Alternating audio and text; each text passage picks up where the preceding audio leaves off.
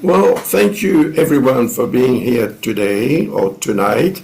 Here in Perth, it's 1 o'clock in the morning, you see, and I'm still up and I'm going to go quite strongly until the end of this presentation, which is probably going to last for a little bit more than 1 hour and a half. So it's going to be, of course, as you know, about the transits of the lunar nodes in Virgo and Pisces. So in my opinion, it's a very important transit, which will most probably have a strong influence on every one of us, but of course, as usual, differently from one person to another. So what I'm going to do now is, I'll just that's it. What I'm going to do now is show you some shots, some pictures, like this one, for example. So the lunar node is going to enter in Pisces, the north one, and the south one is going to enter in Virgo on the 29th of January, and that is at 7 in the morning. 7 in the morning being, of course, universal time, Greenwich Mean Time, as you used to call it. And you see, in Pisces, there is Neptune here, there is Saturn here, and Venus. And of course, they're going to be impacted, and they'll have a strong influence on what the North Lunar Node can, allow us to achieve. Now, of course, Pisces being the last sign of the zodiac, it is linked to the 12th house. It is the 12th sign. So the 12th house in astrology, as you probably know, represents karma. It represents the spiritual dimension of life. And that is most probably what we are all more or less, of course, once again, striving to achieve a more spiritual kind of approach to life. But without losing earthly matters from sight. You see, the South Lunar Node usually would represent what we need to let go of, what we would need to detach ourselves from. So Virgo is the sixth sign of the zodiac, so it is linked to work, duty, daily routine and responsibilities, and it's also representing health. So what does that mean? Perhaps it means that we need to, from our point of view and how we consider ourselves, maybe we need to try and detach ourselves from some heavy and burden-like responsibilities that we have gotten the habit of looking after and dealing with, perhaps for many years. The last time this occurred, the transits of the lunar nodes on the axis between Virgo and Pisces, that was 18 years ago. So maybe this is bringing back what happened, more or less, or what you've been able to achieve 18 years ago, and you'll have another go now from the 29th of January onward until, 2026. We'll have a look at that in a minute. But because Neptune is in here, which was not the case 18 years ago, because Saturn is in Pisces as well, which was not the case 18 years ago, it is a lot different, and it's a lot stronger, it's a lot more meaningful as far as what actually Neptune represents, which is the spiritual dimension of life. But Saturn represents the more pragmatic and rational approach to the matters of life. So both together may allow us to actually find the way to reach a very important goal in our life, and to perhaps understand, grasp the essence of our life. And the meaning of life actually could be unveiled for some of us through very particular and special experiences that they've probably never had before. But all that will have a very karmic kind of connotation. And if we do give more credit to the spiritual approach to life, we will make the burden represented by Virgo, the earth sign representing duty and so on, if we can make that lighter, it will be easier for us to move upwards, and to probably get to very special heights in our life, which we perhaps have never reached before. So that is why I wanted to talk about this double transit, because in my opinion it is one that is going to be very memorable for a lot of people like you and me. We'll have a look later on at how it can affect us, every one of us, depending on our sign or our ascendant. So let's have a look at the next picture. There it is now.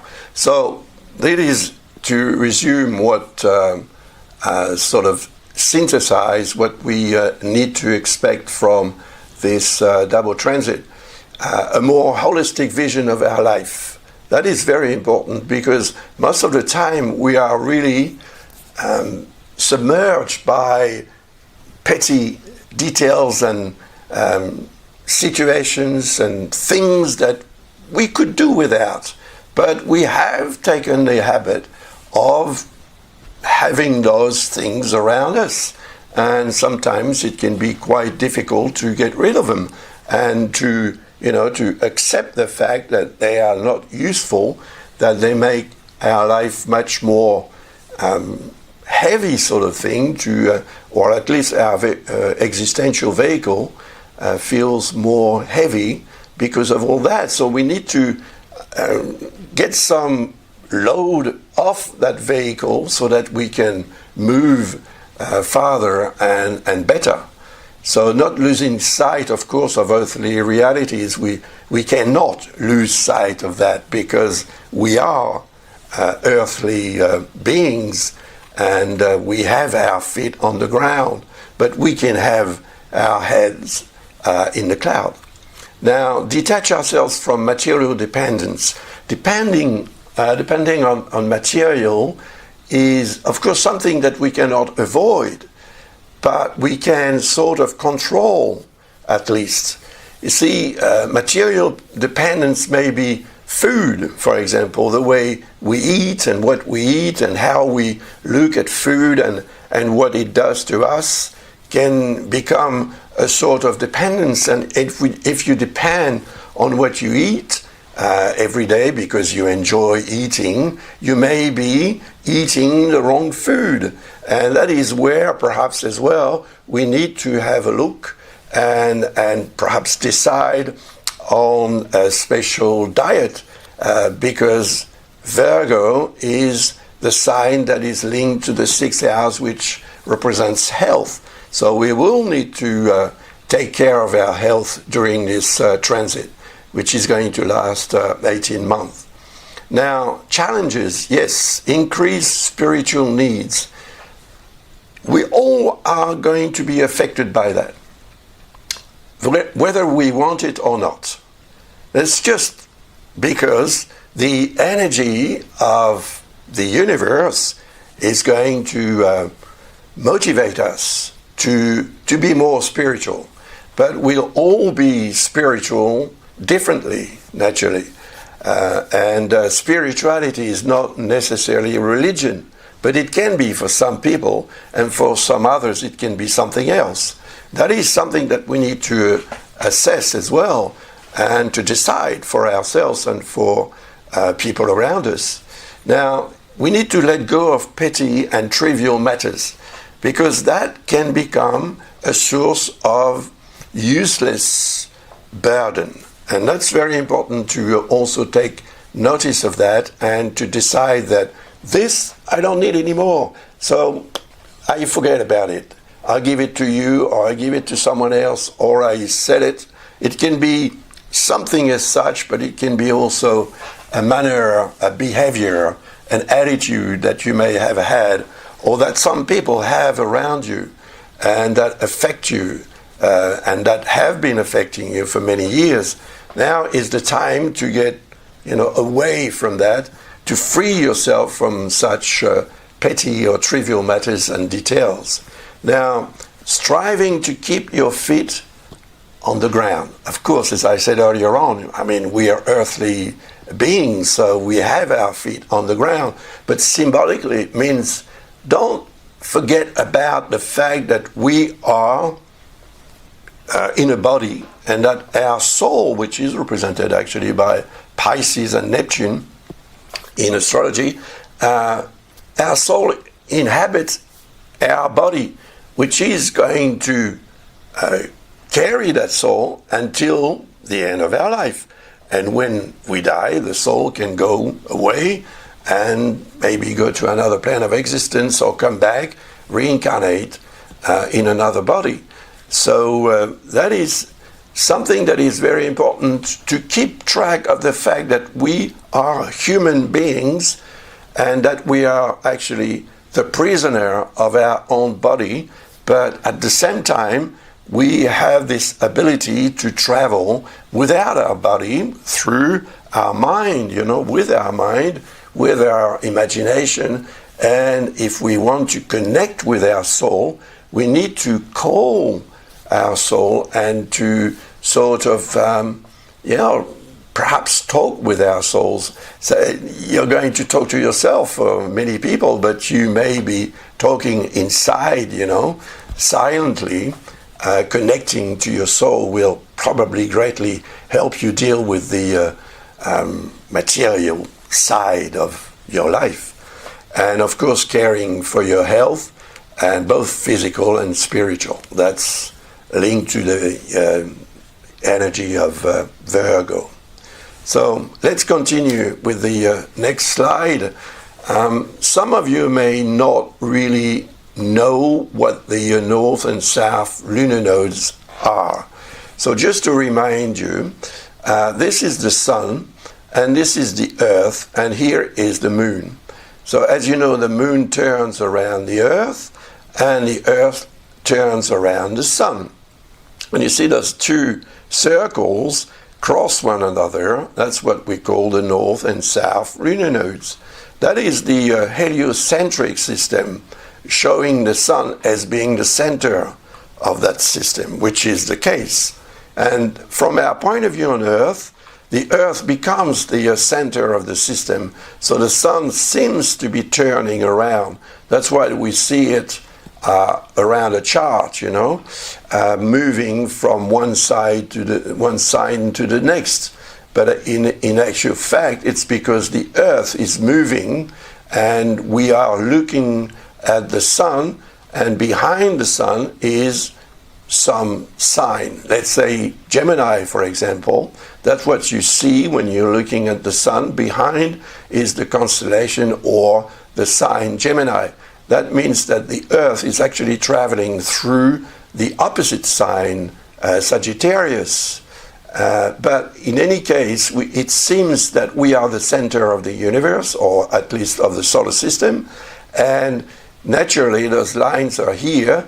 I forgot to draw the moon, but let's say it's around here somewhere, and the circle here is crossing this one, giving rise to those North and South Lunar Nodes. So that's the what we call the geocentric system. Now let's carry on. This is just an animation of, if I can get it to work. Well, it's not going to work. It's not moving. So anyway, it doesn't matter. That is the 29th of January 2025 at 7 in the morning universal time. The North and South Lunar Nodes that I use are the mean one. And they are retrograding all the time, right? Constantly retrograding. The other ones, what we call the true ones, are actually moving back and forth all the time. So it makes it more difficult to actually take their influence on a daily basis, where here I can just assume that because the South and North Lunar Nodes are going to transit the signs, they are going to affect us, whether they are retrograding or not. Those are retrograding all the time. So the next transit of this one, for example, will be through Aquarius, then Capricorn, then Sagittarius. Whereas the planets turn in this sense here, anti-clockwise, the lunar nodes turn clockwise around the zodiac. So it's going to last until the 16th of August 2026, which is approximately 18 months. So what I would suggest perhaps is that you try and remember what you went through during the last occurrence. That was 18 years ago. So that was, we're in 2025, that was in 2008. 2007, sorry. So 2007 and 2008, that's when actually the lunar nodes were in the sign. So what happened to you? What was what did you discover? What did you decide in relation with the matter of life? You know, how would I call it? The realistic sense of life, and the spiritual or otherwise, because Neptune and Pisces can represent what we imagine, what we would love, what we hope for, and so on, but not necessarily what happens in reality. The good thing is, for those transits, is that Neptune and Saturn are both in Pisces, and that is going to link dream and reality. Dream is represented by Neptune, and reality is represented by Saturn. So they are both going to meet, and that is going to have a very strong effect on our ability to build something from something that does not exist, only perhaps in our head, in our hope, in our soul, perhaps. So that is going to give us a lot more drive, and perhaps as well more passions to achieve what we want to achieve, because we are not going to worry about the time that we are going to take to reach any goal. We're going to focus on the goal itself, and that is what is going to count, and that is also what is going to allow us to reach that same goal. Let's have a look at the next. There you are. So I'm going to give you some information about the transits, looking at a chart based on what we call the solar houses. Now, that is a system that we use when we don't know the time of birth. Not exactly. We can know that perhaps it was between 2 o'clock and 3 o'clock in the morning or in the afternoon, but it's not precise enough to allow us to draw a chart with a rising sign and houses, because we could be wrong. And if it's wrong from the start, if, for example, the Ascendant is not in the right sign according to the real time of birth, then the reading is going to be wrong. So that's why we use, and I use it quite often actually, and without knowing anything about someone, just the sun sign is enough for me to know that this person, for example, born under a sign Capricorn, has the second house in the next sign, which is Aquarius, and the third house in Pisces, and so on. And that is, of course, the solar house. It has nothing to do with the ascendant worked out according to the place and time of birth.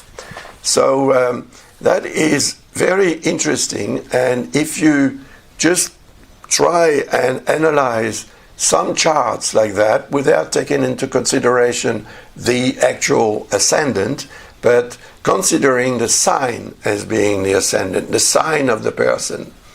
And then, of course, the interpretation based on the real houses. Real in brackets, because what is real can be discussed. There are many, actually, systems of domification, as we call them, to work out the ascendant and the positions of the other houses. There is the equal house system, which is very used, I think, very much in the United States. There is the Placidus domification system, which I use, and I've been using since I've began studying astrology in 1970-something. There is also Regiomontanus and other systems like that. There are about 12 or more systems of working out the position of the ascendants and the other houses. They all differ very slightly, but it's not enough, in my opinion, to worry about it. I've used the Placidus system, as I said, since I began studying astrology, and then in my practice on an everyday basis, I use the Placidus system, and I'm quite satisfied with it. Of course, it's not 100%, because astrology is not a precise science. It gives, rise, and it opens up to various interpretation of the same configurations. But that's what I'm going to tell you tonight. Tonight for me, I don't know if it's nighttime for you, but if it is, well, thank you for being around with us today.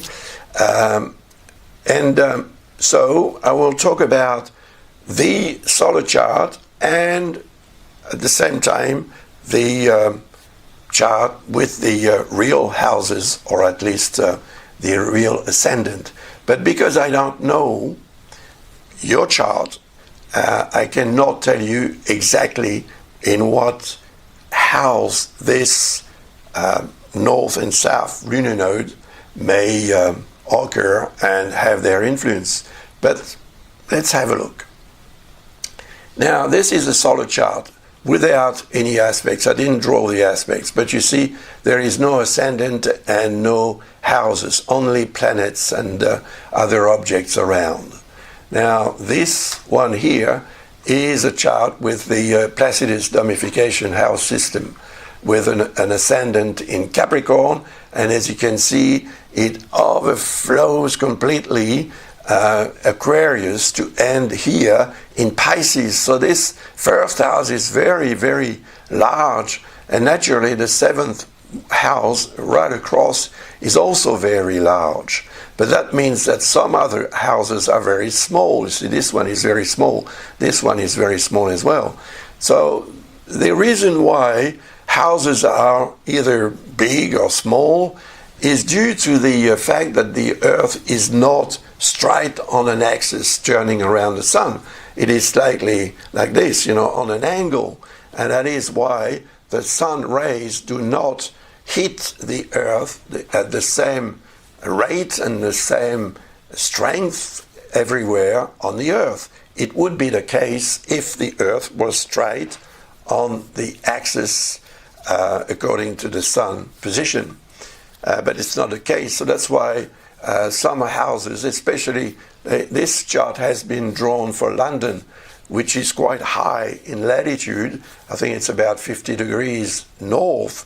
That's why you get this type of situation with the large and small houses. So let's carry on. Now, the influence differs for each sign or ascendant, of course. And this is Pisces. So Pisces is here in green. I've chose to start with this sign because that's where the North Lunar Node is. So let's assume that it is your ascendant or your sun sign. But your sun sign considered as your ascendant anyway. So it doesn't make any difference for now. It would if I was to analyze your chart, of course. So the first house represents yourself, your true self, your other self, the one that you believe is really you, actually. And across is the seventh house, where Virgo is, and seventh house represents the other person in your life. But not only that, it also represents the manner in which you deal with the idea of being in a relationship or being in a collaboration situation with someone else, one or more people, of course.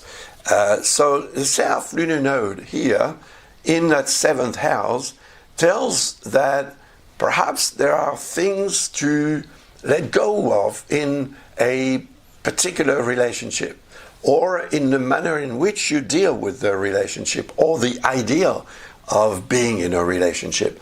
Because even though you may not be in a relationship, you still have a seventh house in your chart. So it represents then the way you deal mentally and perhaps sentimentally, emotionally with that area, which is quite important, dealing with other people. It's very important. But across is the first house, and that's where the North Lunar Node is. Now, the North Lunar Node represents that toward which you should be tending to go. So if it is your ascendant or your sun sign, it means that you should be tending to go toward that and, putting yourself forward and trying to assess the fact that you do exist, and in a spiritual manner, try and get that through the other person in your life, which is represented by house 7, so that this person may have a very different and much more holistic and lofty vision of who you are. And that would probably help the relationship also get better results in many ways, because that relationship may be a personal relationship, but it could also be a professional relationship or a social relationship, with friends or acquaintances or business partners and so on. The same applies, The seventh house represents the manner in which we deal with important relationships in our life. So the South Lunar Node being there indicates that during 18 months, your challenge, your task and your quest perhaps will be to try and extract from that relationship what is not needed anymore, what may actually make this relationship heavier and not so enjoyable. So imposing yourself in a lofty and spiritual manner, thanks to the North Lunar Node transiting your sign or your ascendant, then you may be able to achieve that. But of course, it's not just the North and South Lunar Nodes that you need to take into consideration. Neptune and Saturn are also in Pisces, so that will greatly help you achieve much better results if you believe that you can do it.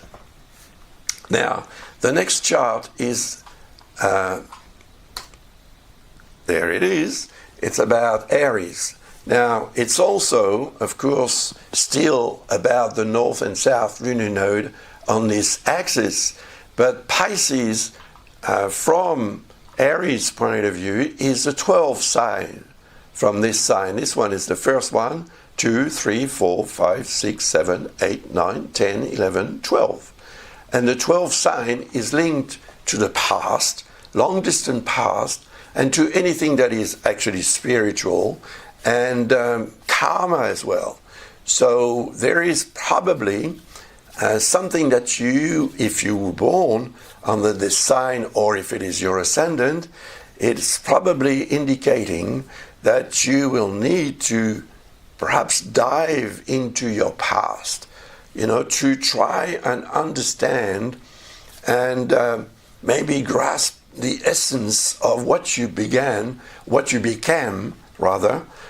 through the experiences that you went through. And maybe 18 years ago, when the North Lunar Node was transiting your 12th house, it actually led you to discover that your spiritual self was also very important. And across, of course, is the South Lunar Node, which in this case would be in the 6th house. And the 6th house is the house of work and health and daily routine as well. And that's perhaps where you will need to investigate to find out if, some aspects of the manner in which you deal with work and with your health or with daily duties may be wrong, may be obsolete, You may have to analyze all that and decide that this or that need to go. And if it needs to go, let it go. And that will make your work area, your activity, and your duties, your responsibilities on a daily basis much lighter. And the same applies to your health, of course, because the 12th house, being opposite the 6th house, represents the institutions where you can heal your illnesses or pathologies, whatever they are. And that is the hospitals, of course. But here we have the South Lunar Node in Virgo in the 6th house. And if you analyze and listen to your body through the symptoms that you may recognize, you will go toward the North Lunar Node to find an answer, a proper answer to that issue or to that symptom. Either to just wipe it off and say, well, it's just something that I imagine, but rather perhaps look into it in a much more rational way to make sure that you take care of it and that you are again in a good shape. And to protect your health as much as possible, you will need to make choices. And those choices I will need to make, anyone will need to make, but everyone in their own manner of dealing with such things. But health is very important, as you know, and when it becomes a problem, your whole life can become a real hassle. So think about it, and if you were born under the sign Aries, or if it is your ascendant, you are concerned by what I've just explained. Now let's have a look at the next one, and it's of course Taurus. Now, for Taurus, Pisces is the 11th sign, number 11, and Virgo is number 5. So we have here the axis of love and friendship. Now, love is also anything that is enjoyable. Holidays, the good things of life, in general. Childhood, children, your grandchildren or your children, or any other person that you may appreciate, that you love, for whom you have some degree of affection. It also represents creativity, the arts as well, and so on. So your creativity perhaps will need to be reassessed so that you can get a lot more from it. And the manner in which you deal with loved ones as well, they're represented by the 5th house. And your childhood as well. Remember when you were a child, what happened and how you went through certain situations which were not all so enjoyable. Remember that and try and transfer this knowledge perhaps into the people you love, but with that connotation transferred by the sign Pisces, which of course would make things much more spiritual or spiritualized and much more easy for other people to understand and to accept. So if you need to make some choices as far as your love life is concerned, for example, that will be a very good opportunity to do so while the South Lunar Node is transiting in Virgo, in the 5th house. That is, of course, if you were born a Taurus or with a Taurus rising, which is your ascendant. And the 11th house represents friendship. You may have to go toward some people who may become real friends in a very spiritual manner, actually. So it's going to open up your life to a much broader dimension as far as social relationships are concerned. But you see, social surrounding is not just human, it's also geographical. And you can feel vibrations from the earth, from certain sites where you may be going for a holiday or for a walk or for any reason, and you may feel attracted, or you may feel very somehow troubled by the vibration that you receive from the place where you may be going. So the 11th house indicating with the North Lunar Node transiting in there that thanks to Neptune and Saturn, you will be much more able to feel what needs to be done concretely to achieve the best as far as your social life is concerned, as far as relationship with your friends and what you can achieve thanks to this comrades that you may have and all those people whom you appreciate and who appreciate you, of course. Now, the next chart is for Gemini, which is my case. I'm a Gemini. I don't know if there are any Gemini tonight or today, but for Geminis, I'm Gemini born, but Scorpio rising. Now, for Gemini born or Gemini ascendant, the situation of the North and South Lunar Nodes will concern House 4 and House 10. House 4 represents the place of residence, family matters, family affairs, family businesses, family members as well. Anything that you can derive from this area of your life, which may need to be reassessed, rethought, so that you can organize much better surrounding for yourself and other family members.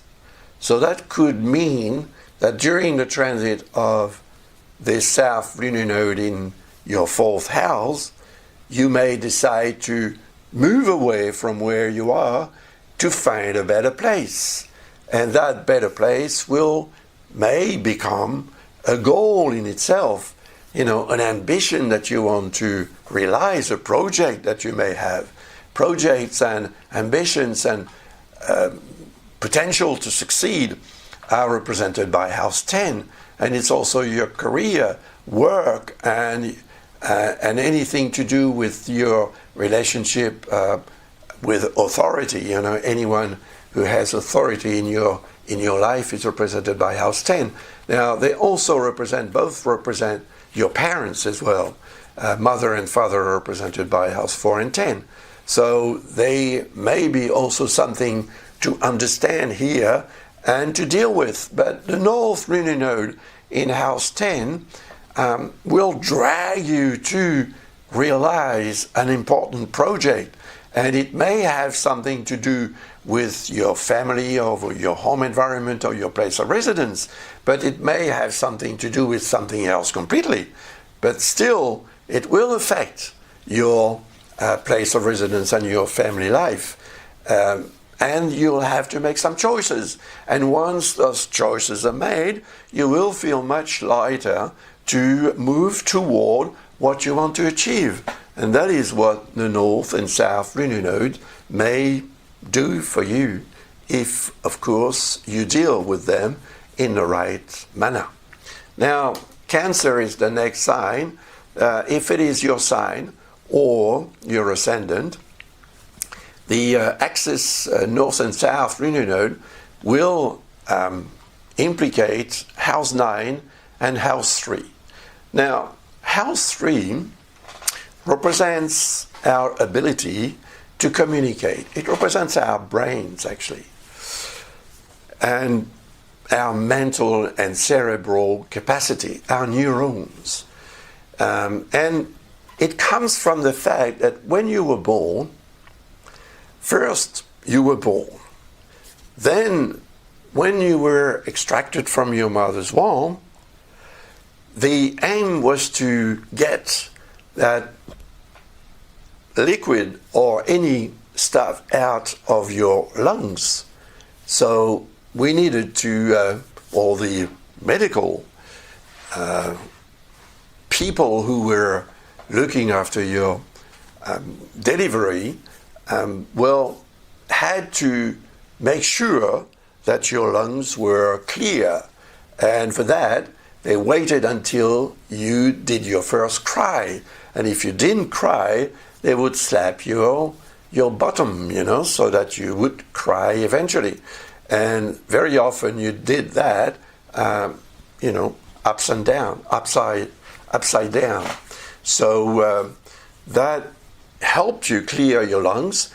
And the manner in which you actually dealt with this first cry of yours will then influence greatly the manner in which you will communicate with other people. And so when the South Lunar Node transits the third house, or the third sign from your sign or your ascendant, it means that the manner in which you've been dealing with other people verbally, intellectually, mentally, and so on, may need to be reassessed, so that you perhaps get rid of a certain manner of dealing with that, because that may become a source of conflicts or misunderstandings, and perhaps tiredness as well, fatigue, and errors as well. So you need to go toward the 9th house, which is this one here, where, of course, the North Lunar Node will transit for 18 months, at least in this sign, because your 9th house may be a bit bigger or smaller. But roughly, for 18 months, you will strive, in my opinion, and that will be a very strong inner need to learn more, to get more experience from many sources. It may be traveling to places you've never been before, but have been attracted to for a long time and never been able to go there. Or maybe get involved in a course of studies that you wanted to do for a long time, but were never able to do. Then, perhaps 18 years ago, when the North and South Lunar Node were on the same axis, you may have been striving to learn something. And if you succeeded in learning, maybe this time around you'll have another go, and something brought back from 18 years ago will maybe be very useful for you to achieve a greater result, a better result, a much more long-lasting result, because Saturn is in Pisces, as you know, and Neptune is in there as well. So it's going to amplify your ability to feel and to use your intuition and your sixth sense to lead you to where you need to go to learn, to discover, to experience. And that's going to be perhaps in a very intellectual manner, but as well in a very philosophical and most probably spiritual manner as well. Now, the next sign is Leo, of course. Now, for Leo, Virgo is the second sign. So whether you're born a Leo or with a Leo rising, this is the second house. And this is the house that represents the matter of life. Your relationship with the material side of life, which is money, but which is food as well, which is anything material. Material that you depend upon to perhaps stay alive. It's true that we need to eat. If you don't eat, you'll eventually die. And death and anything to do with that is represented by house 8. But in this case, of course, it means that if house 2 represents your diet, for example, this diet, due to the transit of the South Lunar Node in Virgo, needs to be reassessed, rethought. And you may need to say goodbye to some things that you like to eat, because it's sweet, because this, because that, but no good for you, not good for your body, not good for your system. And if you accept that, then you will be able to go toward the 8th house, Pisces here, and with Neptune and Saturn, achieve something very important. Now, that will be health-wise, of course. Regeneration is also represented by the 8th house, which is relating to Scorpio, which is the 8th sign of the zodiac. We'll talk about it later on. So, what I mean here is that if the 2nd house represents the material relationship that you have with life, it also represents money. And the manner in which you deal with money may not be the best. You may deserve more, but perhaps you don't get any more because of the manner in which you deal with your regular revenue. What do you spend that money on? And do you have some money left by the end of the month? Or do you need to borrow some money to get to the end of the month? Everyone is different. But this transit here shows that if you are able to assess the situation on a money basis, you may be able, thanks to the North Lunar Node transiting in the 8th sign or 8th house, to actually invest. So to have some money left by the end of the month and to put it onto something, into some sort of investment which will eventually grow, and because of Neptune and Saturn in this sign, it will most probably help you achieve something that will be long-lasting and helping you perhaps to also look after the next generation, because we all are going to die eventually, and that is represented by house 8.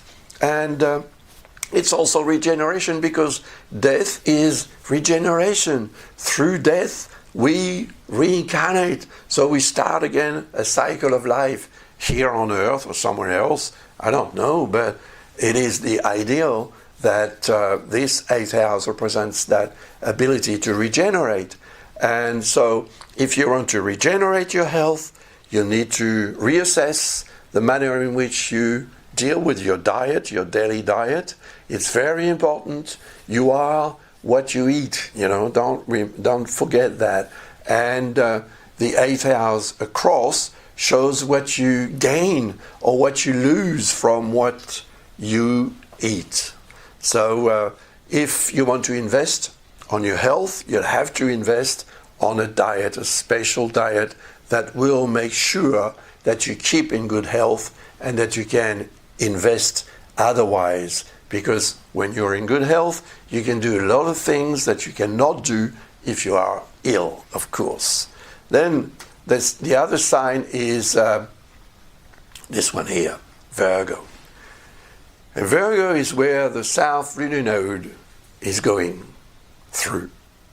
And across is the 7th house. Considering this one as the first one, and whether it is your sign or your ascendant, and this one is the 7th sign or 7th house. So we've seen earlier on, when I talked about Pisces, where the North Lunar Node is transiting, and we considered it as the first house, first sign, of course. Now it is the 7th. So it is the reverse effect. Now, this South Lunar Node transiting your sign or your ascendant, if you were born a Virgo or with a Virgo rising, the South Lunar Node is telling you to reassess the way you deal with your own self, the manner in which you see yourself. How do you see yourself, and how do you behave to make sure that other people understand and appreciate you, or at least know that you exist and are aware of the fact that you are a person as such, and not just Mrs. So-so, the name of your husband, for example, or Mrs. X working for such or such company.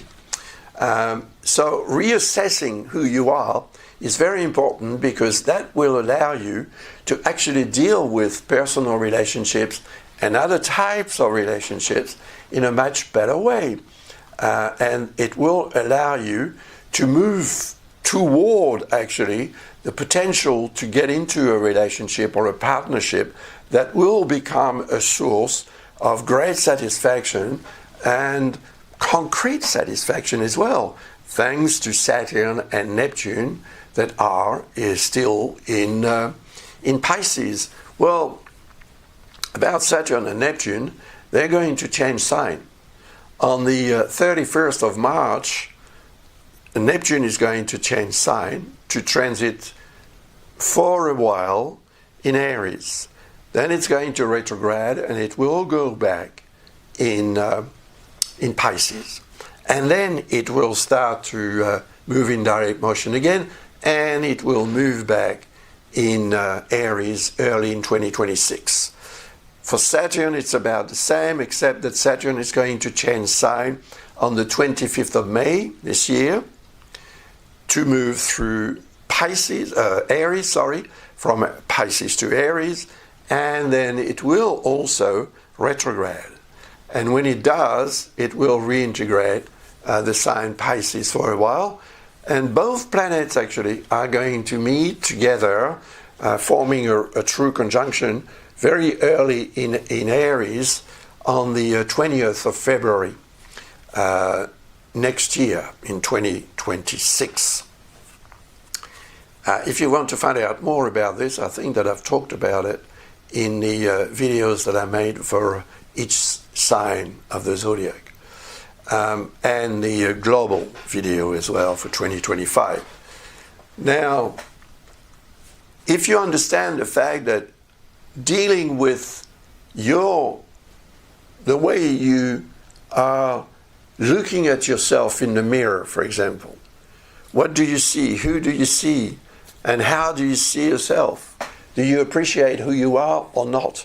If you don't, it means that there is something to do to change that, to make yourself brighter, more beautiful, and more,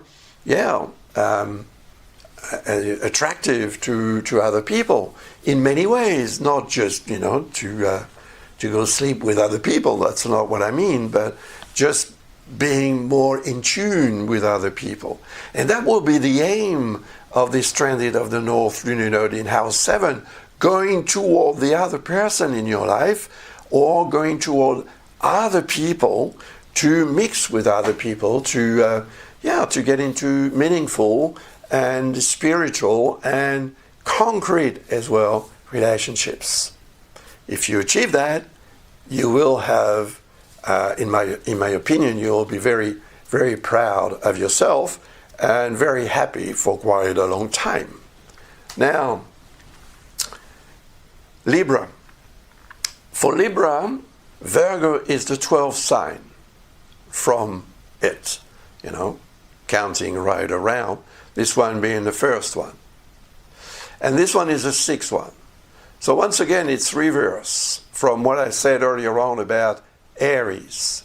versus Libra.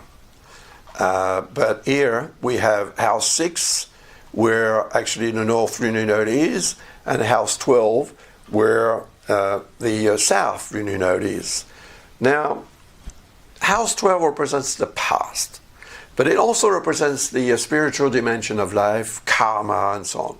But I would say that it mainly represents the past. What is it in your past that you need to reassess so that you understand it better, so that you get rid of what is not useful anymore? Because if you keep that, it's going to carry on making your existential vehicle, which is your life, you know. Some people have asked me what the existential vehicle was, you know. It's your life. So it leads you somewhere. And you go there quicker or slower, depending on the weight that you have on your shoulders.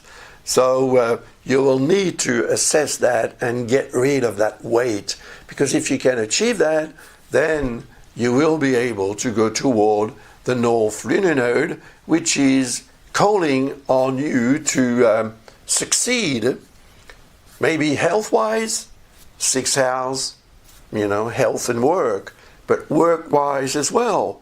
So you will be much more equipped and much lighter in a positive way to deal with the realities of life on a daily basis, to deal with your professional activity, your professional responsibilities, and so on. That will be very important for you, and if you focus on that, I'm pretty sure that thanks to the influence of Neptune and Saturn, you will be able to achieve, and something perhaps greater that you've never achieved before, either health-wise or professionally wise. That's very important.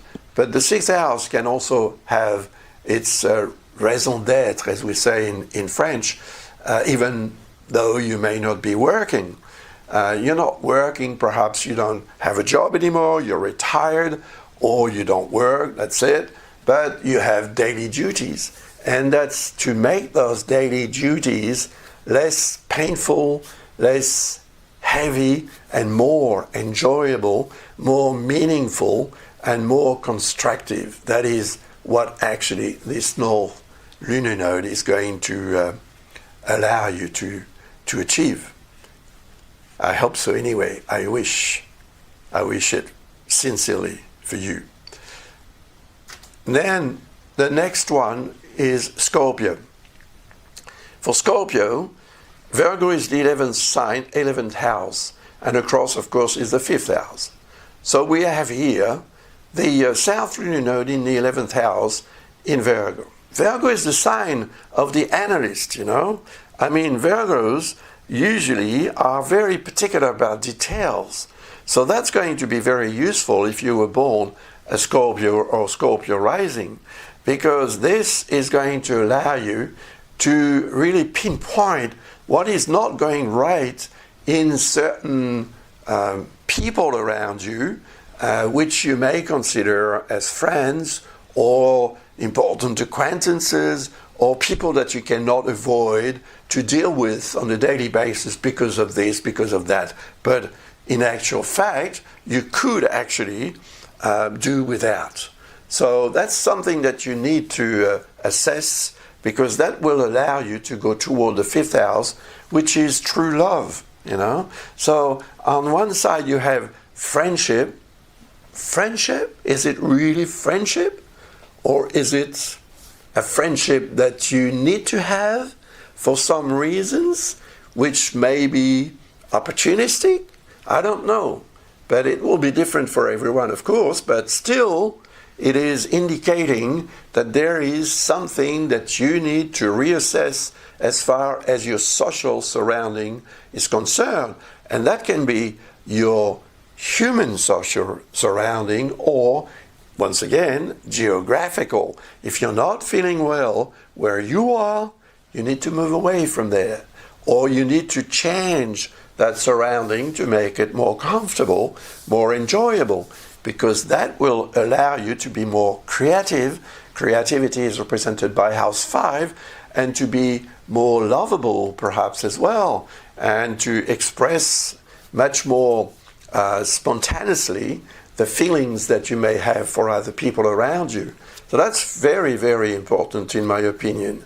And because I'm a Scorpio rising, I'm concerned about what I've just said, and it resonates actually, and I'm sure that I will listen to my good advice to realize what I've just explained to you.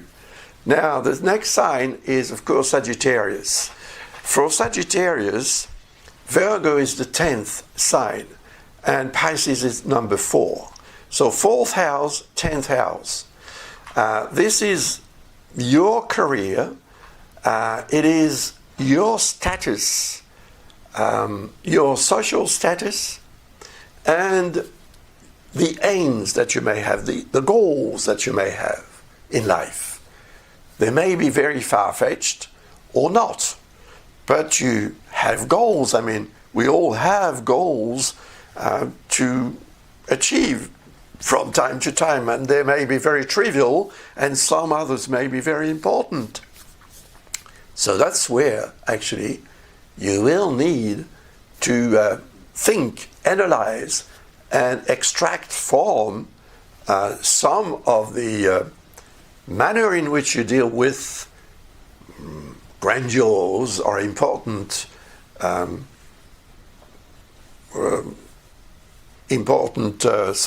forgot the word, important endeavors and realizations. That's the word I was looking for. Important realizations will depend greatly on the manner in which you deal with them, and perhaps you cannot reach such or such height because you're carrying too much weight with you. It's too heavy. You got too much luggage or too many responsibilities, and it's making you uncomfortable, and it tires you down as well, as far as the goals that you want to reach. And one of the goals may be family. You see, the North Lunar Node is here in the 4th sign or 4th house, representing family, the place of residence, your home, and family affairs, family members, and so on. So your close surroundings are represented by house 4. And that's towards there that you should be going. So perhaps you are giving too much time and effort and energy to your career.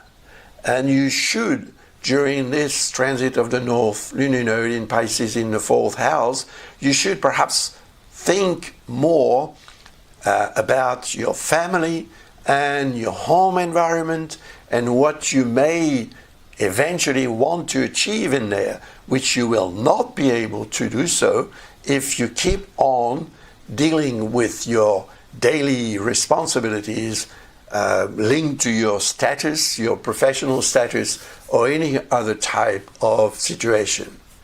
That is a challenge, of course, and that's what actually the North and South Lunar Node represent.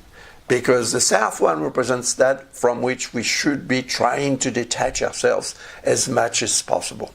And that doesn't mean leaving it all together, but it could for some people, and going toward what the North Lunar Node represents in such or such sign or house.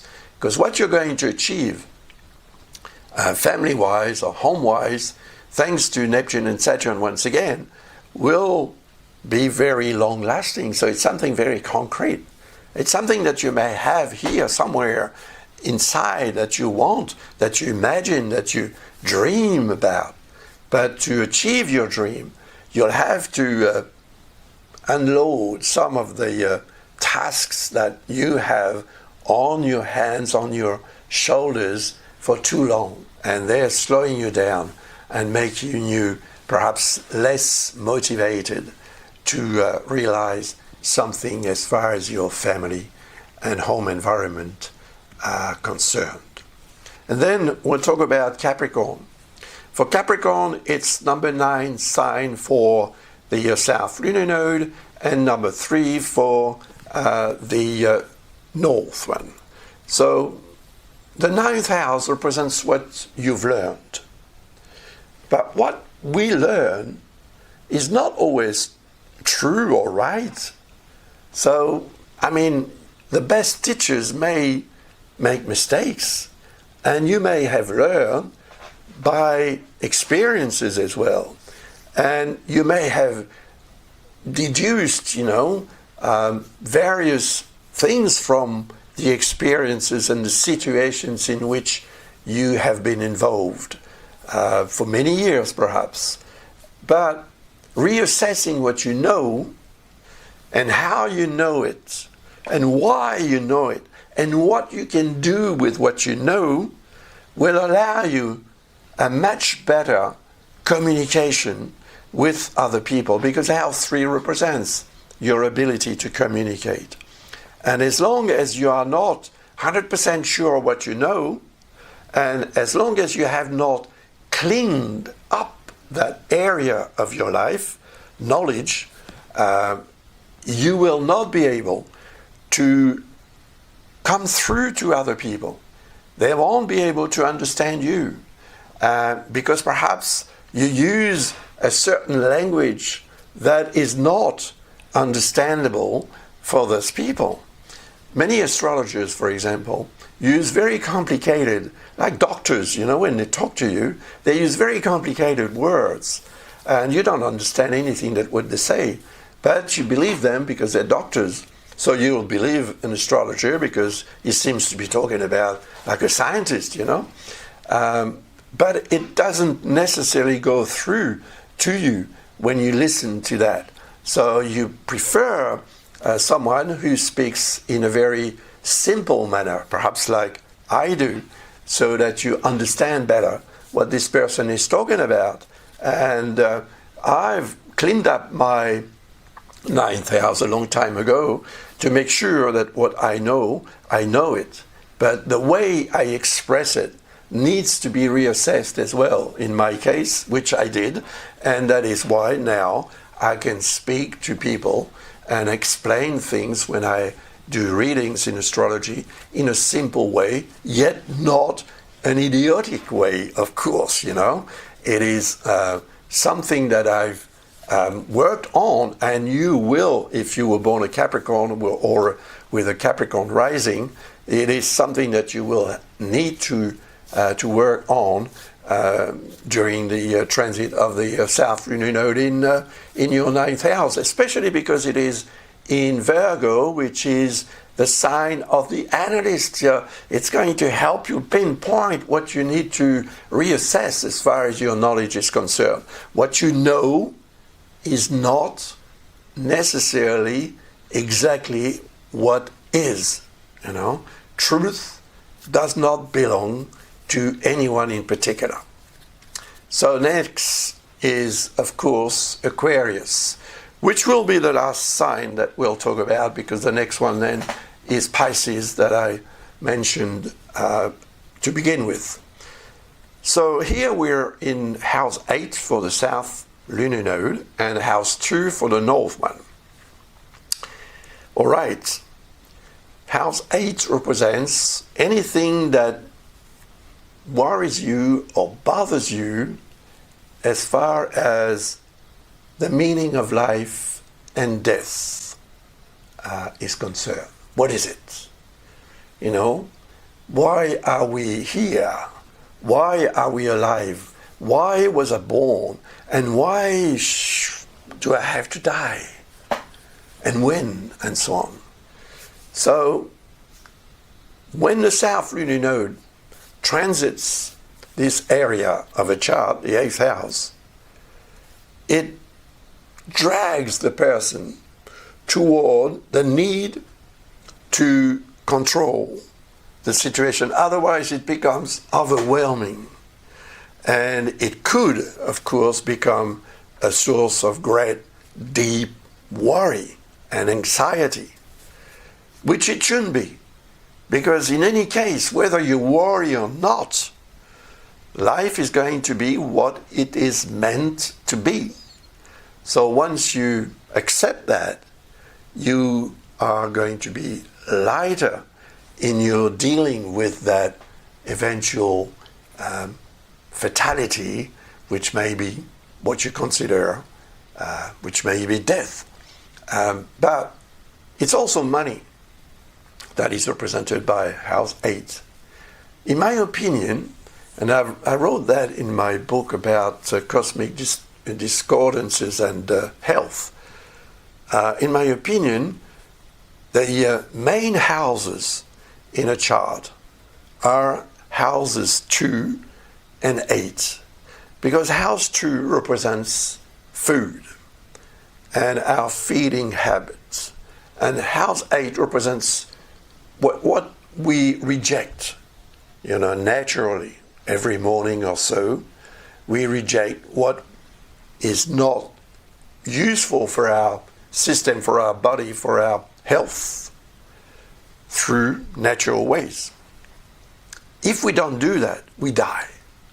So that means that house 2 represents the matter of life, which is food and which is our body, and across is out house 8 that represents our ability to evacuate, to get rid of what is not good for us through the natural ways, and to deal with what we have acquired.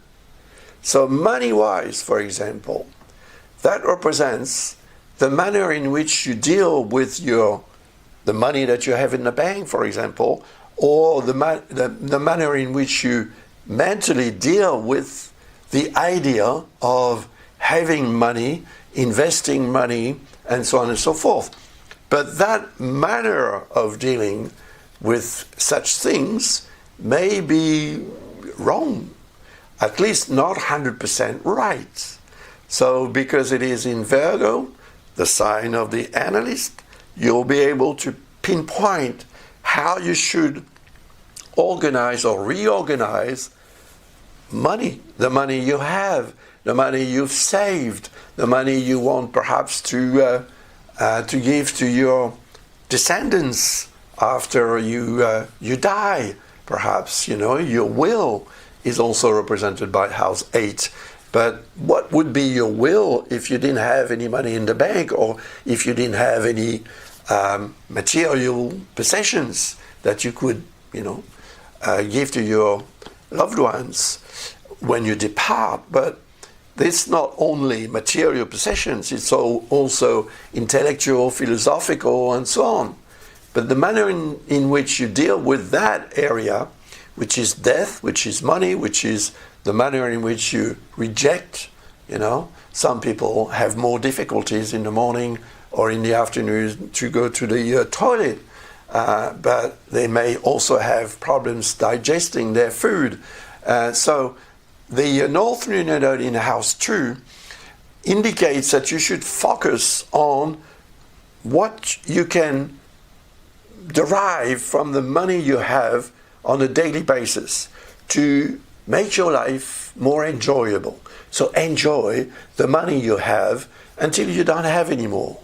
But keep what you've got aside, naturally, if you do have something aside, but reassess what you have aside, because you may be also restricting yourself just to put money aside.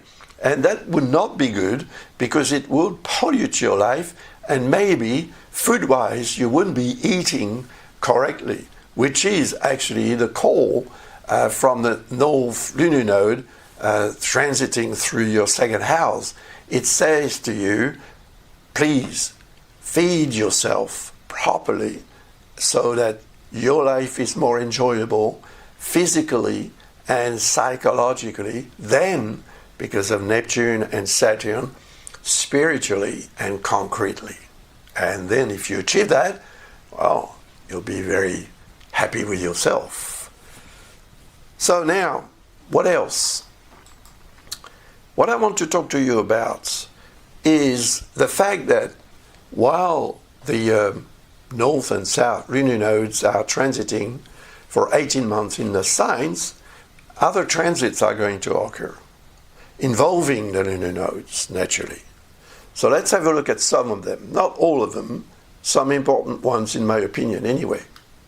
So the 3rd of February, and I would suggest that you'll get the replay in any case, but take note of that in your diary or somewhere so that you don't forget. Because you see this one here on the 3rd of February, which is very soon, the planet Venus is going to conjunct exactly the North Lunar Node in Pisces. Venus is love. It also represents the good things of life.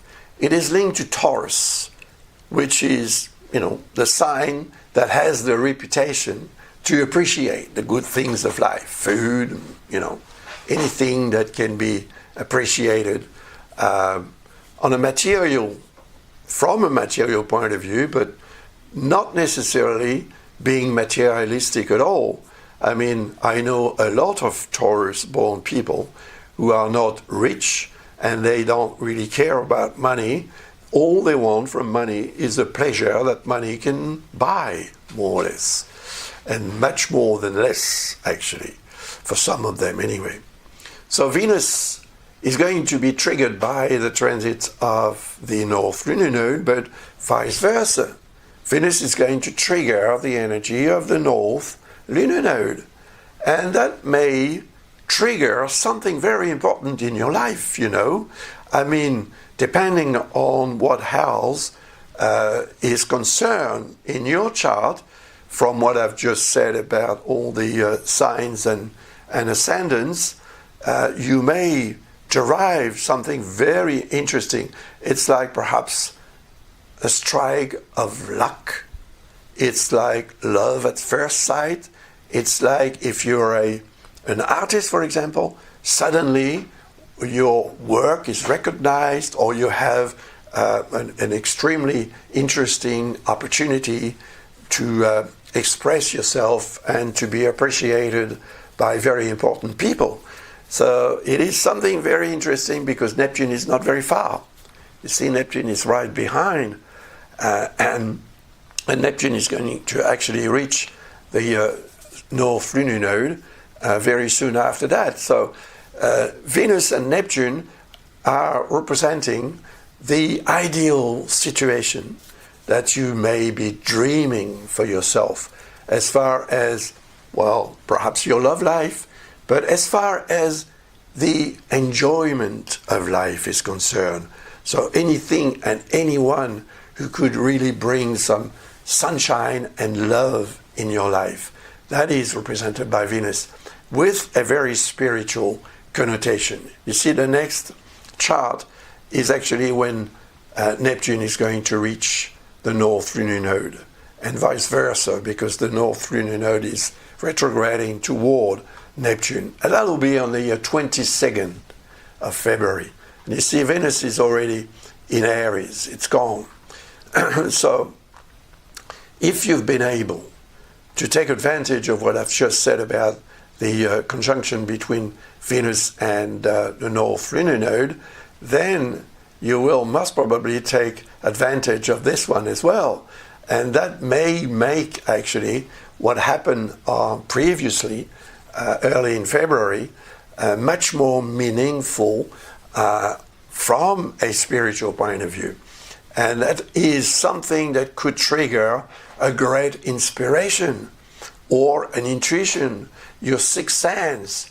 Maybe you will feel or dream something that is going to be extremely important and concrete, something that you can perhaps realize. A dream may be coming true, and that will affect, of course, the sector or house in your chart, whatever that house is.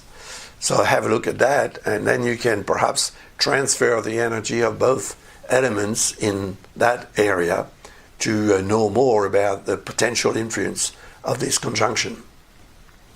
The next transit is this one here, Here it is. And that's, of course, when Mercury, which is much faster than Saturn, you see it overtook Saturn quite fast, and it's creating a conjunction here with Neptune and the North Lunar Node. Now, that's great because, well, Mercury represents your neurons and mine as well. Mercury represents our ability to communicate, to move around, to meet people, to discuss, to talk, to express ourselves and so on. So Mercury is going to allow us, thanks to Neptune, to have a much broader type of thinking, to engulf a lot more information. And that will be not information that you will address with your left brain, which controls your right arm and what is rational in yourself, but the right one, which will link with the left one to make sure that both hemispheres of your brain are working together harmoniously. So if you have, for example, to sit for an exam, that will be on March 3rd in 2025. So it's soon as well. What I meant to say is that if you have to sit for an exam, or if you need to meet someone for an important business or in an important situation, an important information, whatever important you need to deal with other people, Neptune and Mercury will help you feel what needs to be said and how you should say it so that the other person understands it. It will occur in a certain house in your chart. But remember that all those configurations will affect everyone. So that means that on that day, March the 3rd, no matter what house is concerned, we will all feel the difference. And this configuration, Mercury, Neptune, North Lunar Node, is going to make us all much more eager to understand the other person and to understand what is going on in our life, to communicate about what is going on in life, not just ours, but life in general on the planet. So that's an important moment. If you need to send an important message, for example, asking for a privilege or anything that is important to you, do it on the 3rd of March. I'm not sure exactly what time this is going to occur, but you can find out if you have the ephemeris. Then the next transit is going to occur on March 17th. And that's when actually the Sun, Neptune, and Saturn not far behind, with Neptune, of course, still around, are going to conjunct. That's an important day for sure. Important because the Sun is going to remain for 3 more days approximately in Pisces before it's transits in Aries. So that will be a moment when light, which is represented by the Sun, light will be shed on an important matter. And maybe you will be the one to shed that light, so that you can enlighten someone or express something very important in a lofty, spiritual manner, thanks to Neptune, in a very sensitive manner as well. Imagination, intuition, inspiration, all that is represented by Neptune. And Saturn, which is not far behind, represents what you can achieve with that concretely. So March the 17th is a very important day as well. Take note of it. And then The next transit will occur on the 6th of April, or April the 6th, 2025, of course. And that's when we'll have here a conjunction with Venus. Venus has come back because Venus is going to retrograde in Pisces. It's going to go through a bit of Aries and then it stops and retrogrades. Of course, the planet is not going to retrograde. It's not going to move backwards. It's just from our point of view on Earth that it will seem to be going backwards. So it's going to realign with the sign Pisces. So it's going to recreate the conjunction. And because it's not alone, Mercury and Saturn are also around.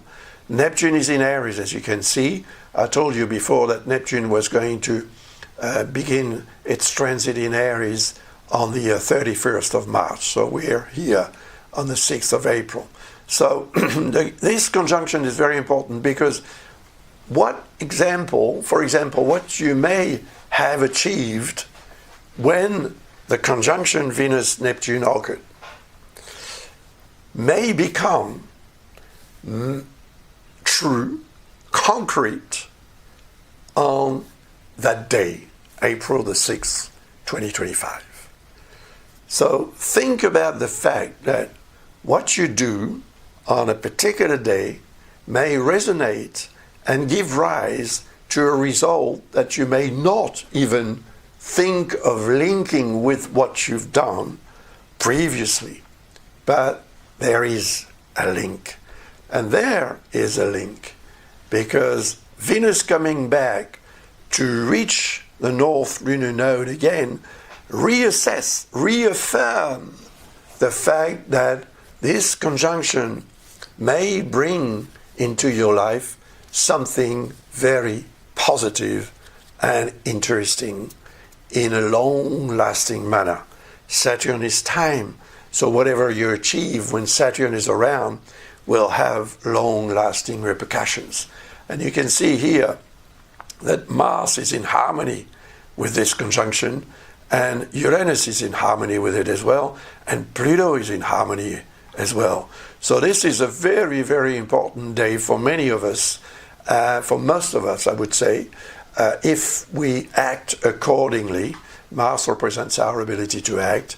If we change or want to change for the better what we have in life, Uranus being in Venus's sign in Taurus, and what we can regenerate thanks to the transit of Pluto in Aquarius in harmony with this conjunction, then we could achieve an extremely good result. And not just a result for that day, a result, as I said earlier on, that will have long-lasting repercussions. Don't forget about that, because that is a source of extra motivation.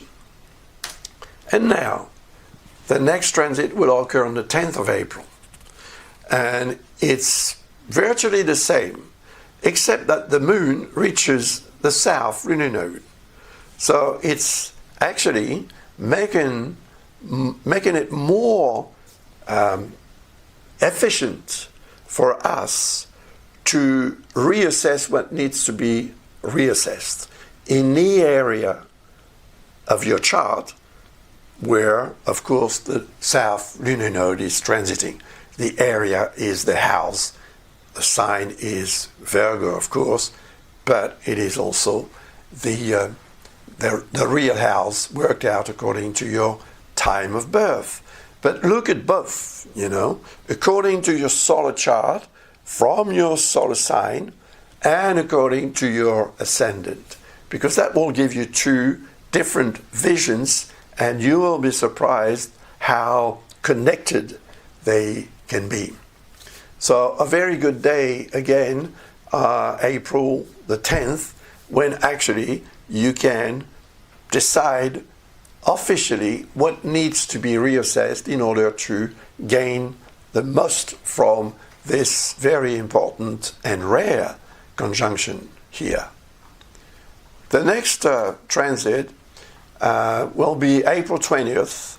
That's when actually the conjunction will again concern Venus and Saturn. Mercury is gone, and Neptune is also in Aries.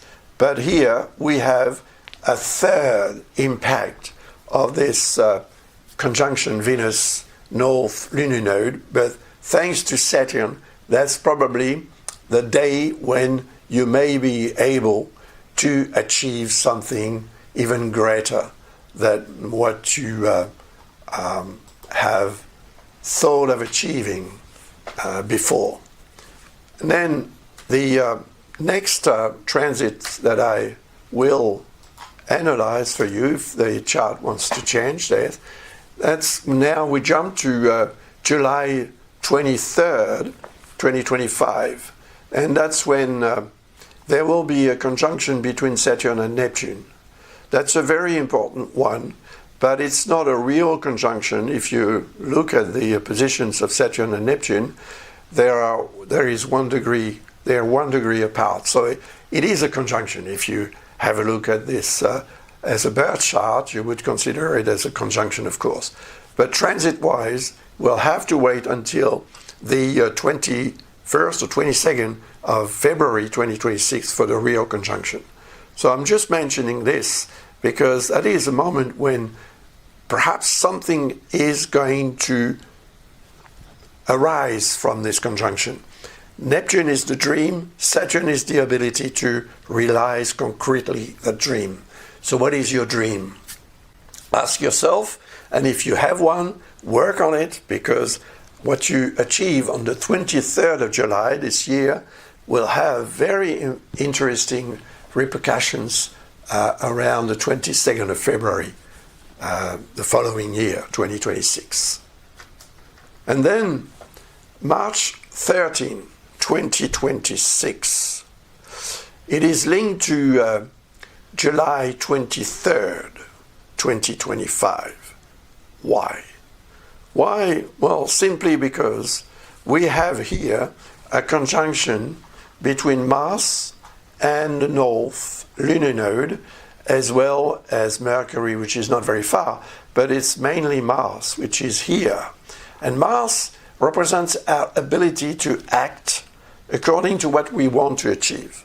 So when there is, and I talked to you before about this nice configuration involving Mars, which will help us do what needs to be done to achieve what we want to achieve. But the result, and maybe a second wave of what we can do to obtain more from life, is probably going to come around the 13th of March, or perhaps exactly on the 13th of March 2026.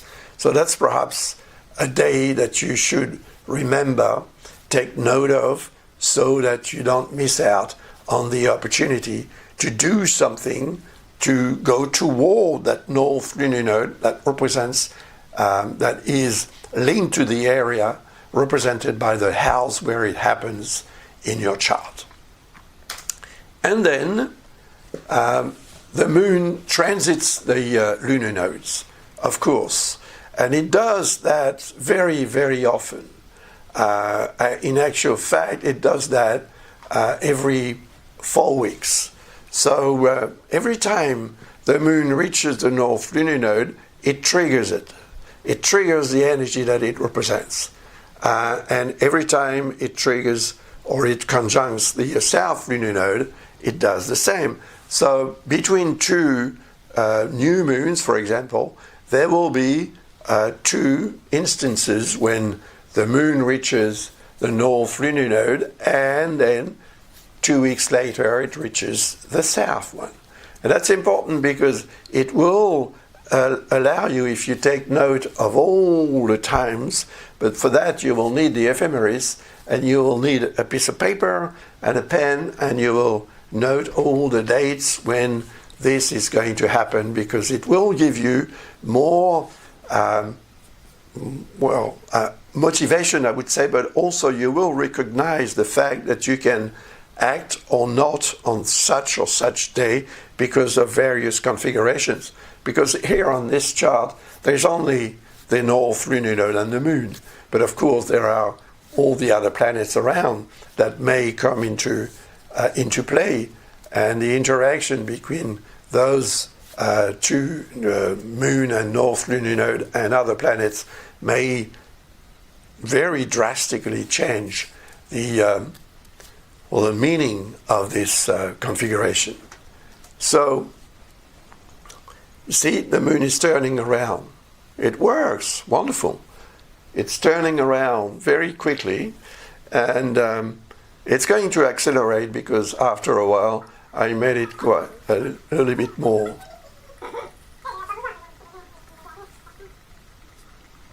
All right. Now, important period between February 18, 2026 and April 9, 2026. I don't know, maybe you didn't hear me because I noticed that the microphone was off for a few seconds. So important period between February 18, 2026 and April 9, 2026. Very important to take note of that as well, because that's when all those configurations are going to occur. All those transits here, that's very important, because it's going to emphasize the roles of the North and South Lunar Nodes, of course, but more especially in the North one, because you see here, in this area, there is nothing much happening, and there as well. So, because there is more happening around the North Lunar Node, it means that we are all going to be much more motivated to go toward what we want to achieve in life. And that will be a period of a few weeks during which we will feel the difference and we will be much more motivated and maybe much more combative as well. I can see that there is Mars here and Vesta, which actually represents harmony. So we will actually work to preserve harmony as much as we can, but we may not be able to preserve it completely. And then Mars is going to transit through Pisces, and it will reach the North Lunar Node, it will reach Vesta, Mercury, and so on. So this period here is a period to choose if you have an important project that you want to work on, or that you may even want to realize, because that will most probably enhance greatly the chance to succeed. And now, two ways to look at the solar system. Oh, that is something that I've already mentioned earlier on, but I want to show you different charts. This is a heliocentric system chart. So you see, the sun is here in the center of the system. And it's right, because the sun is the center of the solar system. And the Earth is here, and next to the Earth is, of course, the Moon, because the Moon is always very near the Earth. If you're looking at the Earth from the sun or from far away in space, you'll always see the Moon around, except if it's behind the Earth, of course. But otherwise, you will see the Moon right around and very close to the Earth. So in this chart here, we don't see the Earth because the Earth is the center here. It's what we call the geocentric system. And you see, it's slightly different.